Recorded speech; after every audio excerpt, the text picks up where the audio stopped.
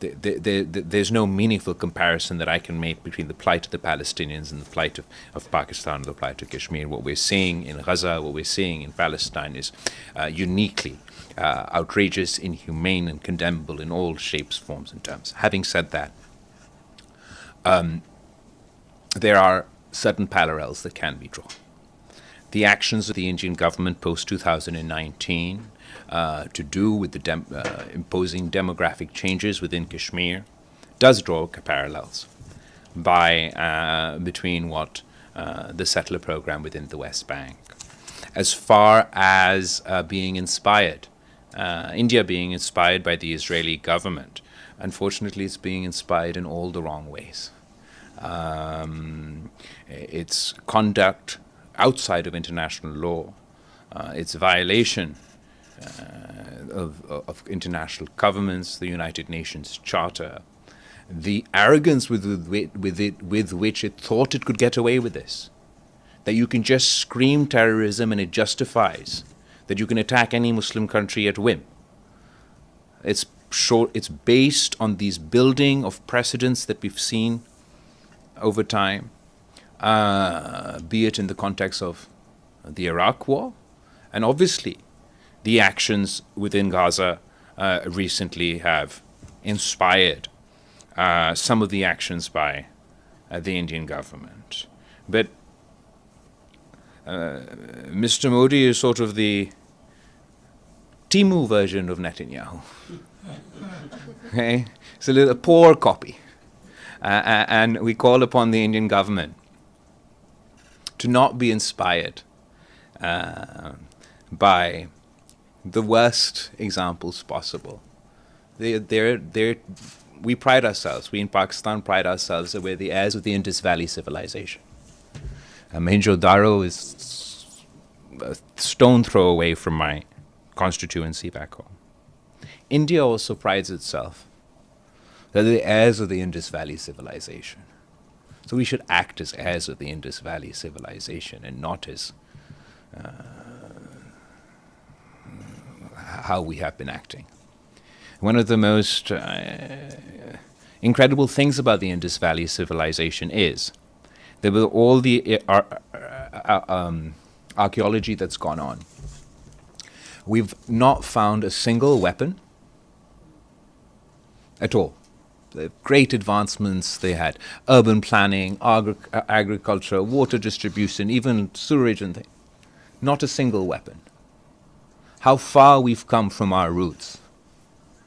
That an Indus Valley civilization, which didn't have a single weapon, is now armed to the teeth. I think that Prime Minister Modi must decide. He has two paths to follow before him. He could pursue the path of peace and be a true heir of the Indus Valley civilization. Or he could pursue another path, a path that we've been warning about, we've been seeing for some time, where Mr. Modi started off as being perceived as the butcher of Gujarat. He went on to become the butcher of Kashmir, and he aspires to be the butcher of the Indus Valley civilization with his assault on the Indus Water Treaty. It is of utmost importance, and I have full faith, that whatever the Indian government says, the people of India, majority of the people of India are peace-loving people. They want peace with Pakistan. The majority of people in my country want peace. So my delegation will be pursuing those aspirations of our people. Thank you. Yes. Thank you. Dilek Kaya, İhlas News Agency. Considering India's rather provocative approach, do you fear tensions from flaring up again in the near future? What do you think can prevent such a possibility? I think absolutely your question is very legitimate. While we do have a ceasefire on the one hand, and we have one party saying we want to engage in dialogue and diplomacy, we have the other party who says this is not a ceasefire, this is a pause. That is making one aggressive statement after another. The most recent statement that Mr. Modi made was that a specific message to the youth of Pakistan, that eat bread or you can eat my bullet. That doesn't sound like a man of peace. Having said that, I would like to differentiate between his public posturing and what I believe is in the interest of our two countries. Obviously, we've all come here and engaged on this mission with the hopes that by engaging international partners, just as they convinced Mr. Modi to agree to a ceasefire, they perhaps can convince the Modi government to agree to a comprehensive dialogue. And if we do engage in a comprehensive dialogue, that is the only viable path, not only to peace, but actually for us to solve our issues. There's no military solution to Kashmir. There's no military solution to terrorism. There shouldn't be a military solution to our water dispute. So that's the only worthwhile path to follow. Mr. Nasser. Yes, sir. It's not a question, it's just a clarification. When you said that Pakistan shot down 6 Indian aircraft and they offload their payload as well. So you were talking about the location. What was the location of the, hold on 1 second. Can you elaborate about the location of the shot down plane? I mean, to my understanding, it was like in a territory of Pakistan. Because no, they're not in the territory. They weren't. Just we were part of Pakistan. First of all, as far as it took India. One of Pakistan's great strengths throughout this whole conflict was our credibility and our transparency. Our transparency with the media and our transparency with our international partners. And we did shoot down 6 planes. Even the shooting down of those 6 planes was Pakistan showing restraint. Pakistan had 20 Indian planes locked that night.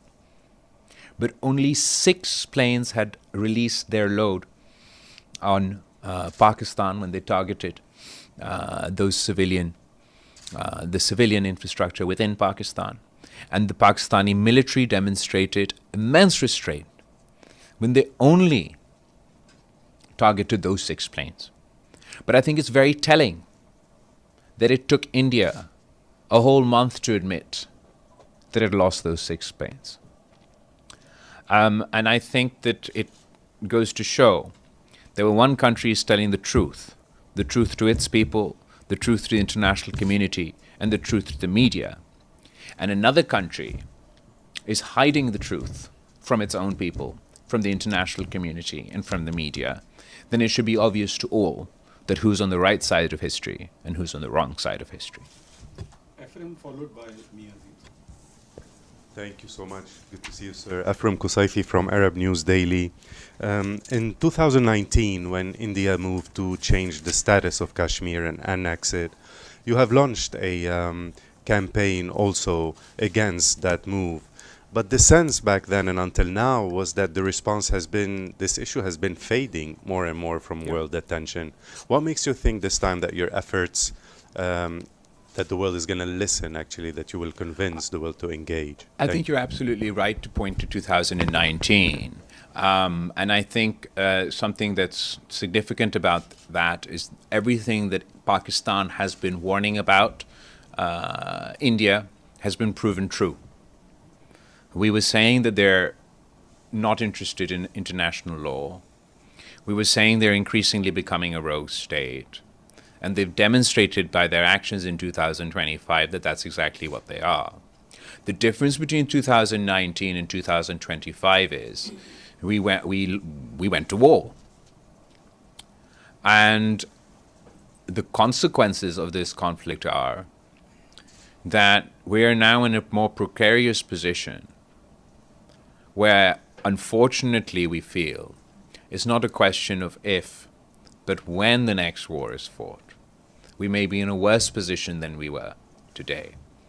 The current context, obviously, we do talk about Kashmir as the root cause and seek to discuss that issue with India. But in addition to that, we seek to address the water issue, the terrorism issue. A significant departure from Pakistan's position in 2019 and 2025 is that Pakistan in 2019 also said we don't want to talk with India. At the moment, where our position is that we like a dialogue with India that includes all these topics. So I think that's a significant difference between what happened in 2019 and in 2025. As far as the interest, the international community's failure to act, the effectiveness of the campaigns post-2019, that all stands. But having said that, given the threat that India's actions poses not only to India and Pakistan, but nuclear war isn't confined to just India and Pakistan. The consequences of that will be felt by the world. So it is incumbent on all of us to play our role to ensure that both India and Pakistan act as responsible neighbors and address their issues through dialogue and diplomacy. Mia Azim, followed by Mr. Ahmed.